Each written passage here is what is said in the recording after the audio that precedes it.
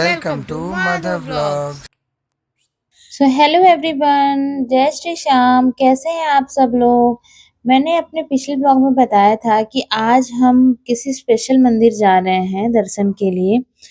तो आज सुबह हमारा चेकआउट का टाइम था, हम उठ के फ्रेश हुए और अब अपना लगेज पैक कर रहे हैं।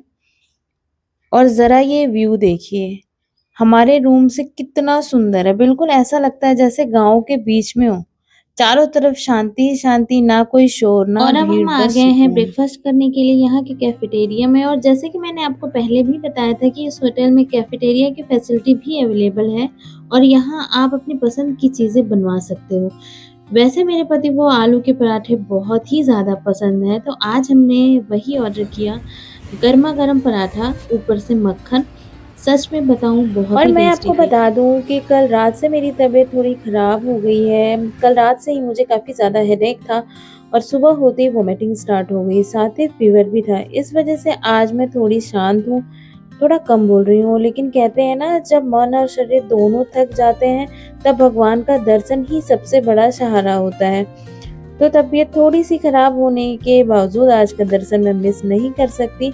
बस बाबा से यही प्रार्थना है कि मुझे भी शक्ति दें और आप सबको भी सुख और स्वस्थ रखें। और ये मंदिर खाटू श्याम जी से लगभग 150 किलोमीटर दूर है। तो पूरे रास्ते में ज़्यादा बोल नहीं पाई क्योंकि तबीयत ठीक नहीं थी, इसीलिए मैं ज़्यादातर सफ़र में सोती हुई ही गई। और ये मंदिर जो है, इसे सत्यनारायण मंदिर भी कहते हैं और साथ ही ये बाल हनुमान जी के मंदिर के नाम से भी जाना जाता है। ये मंदिर डिडवाना जिले के कोयल गांव में स्थित है। यहाँ के बारे में कहा जाता है कि इस मंदिर में सिर्फ दर्शन मात्र से ही आपके अटके हुए सारे काम पूरे होने लगते हैं। इसीलिए तबीयत खराब होने के बावजूद भी अगर हम वहाँ गए थे तो हमने सोचा क्यों ना हम भी दर्शन करें। तो हम पहुंच चुके हैं मंदिर और आप देख सकते हो, ये मंदिर बिल्कुल गांव के बीच में स्थित है और चारों तरफ इतनी शांति है कि मन अपने आप ही शांत हो जाता है। सबसे पहले हमने प्रसाद लिया और फिर मंदिर के अंदर दर्शन के लिए गए। यहाँ की एक चीज बहुत ही चमत्कारी या फिर अनोखी कहूँ तो गलत नहीं होगा, इस मंदिर में शीशा लगा हुआ है और कहा जाता है कि जैसे ही आप उस शीशे में देखते हो, आपको हनुमान जी के दर्शन होने लगते हैं। सच में ये अनुभव शब्दों में बयां करना मुश्किल है। और जैसे ही हम मंदिर के अंदर गए, सबसे पहले हमें बाल हनुमान जी के दर्शन हुए।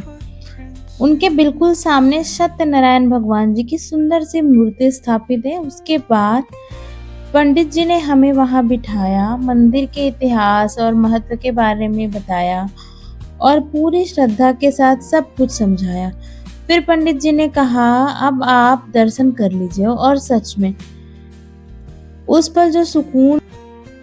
और जैसा कि मैंने आपको पहले बताया था कि इस मंदिर में शीशे में हनुमान जी के दर्शन होते हैं, अब हम वही दर्शन कर रहे हैं। यहाँ एक छोटी सी चौकी लगी हुई है जिसमें चढ़ के आपको दर्शन करने होते हैं। जब आप सत्यनारायण भगवान जी के दर्शन करते हुए उस शीशे में देखते हो तो आपको साथ ही हनुमान जी के भी दर्शन हो जाते हैं।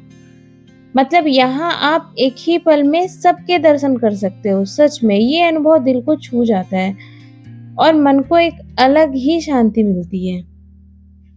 मंदिर से निकलते ही पिछली तरफ एक बड़ा सा कॉरिडोर है जहाँ एक पीपल का पेड़ लगा हुआ है। यहाँ भक्तों द्वारा परिक्रमा की जाती है और उसके बाद थोड़ी देर बैठ के पाठ करना होता है। हमने भी पहले परिक्रमा की, फिर कुछ देर शांत मन से बैठकर पाठ किया। सच कहूँ तो ये अनुभव बहुत ही अच्छा और मन को पूरी तरह से शांत कर देने वाला था। उस समय वहाँ काफ़ी सारे स्कूल के बच्चे भी आए हुए थे और सभी एक साथ बैठकर पाठ कर रहे थे।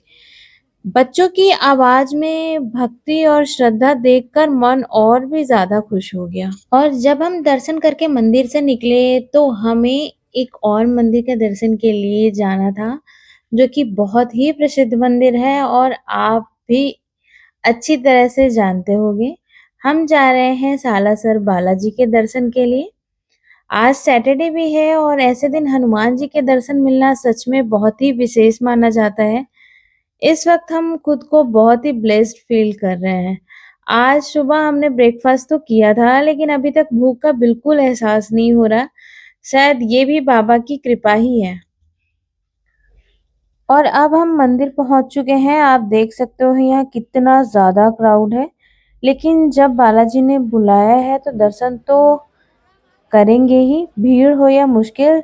जब भक्ति दिल से हो ना तो हर रास्ता आसान लगने लगता है। मंदिर के अंदर जाने के बाद हमें पता चला कि आज हनुमान जी की जयंती भी है और राजस्थान के लोग हनुमान जी की जयंती बहुत ही श्रद्धा और भाव से मनाते हैं। इसी वजह से आज यहाँ भीड़ थोड़ी ज्यादा है।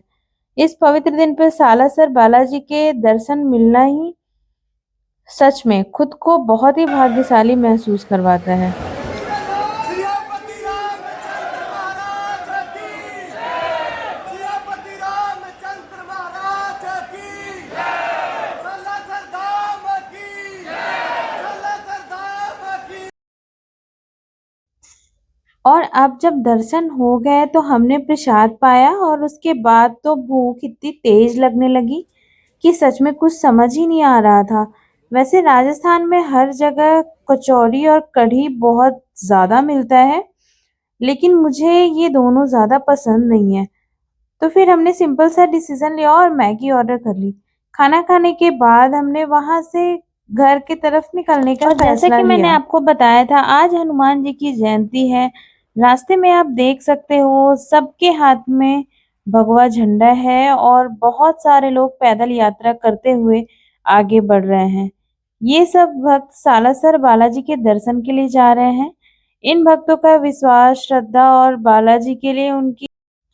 और अब हम पहुंच चुके हैं ओल्ड राव ढाबा। यहाँ अब हम डिनर करेंगे।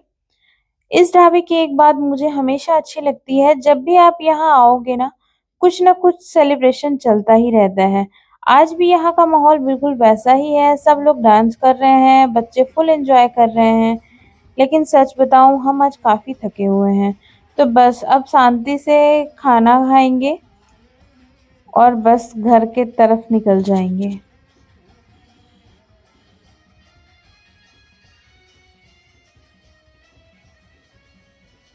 वैसे काफ़ी काफ़ी देर हो चुकी थी, इसलिए हमने ज़्यादा ऑर्डर नहीं किया, बस एक सब्ज़ी और रोटी, दैट्स इट।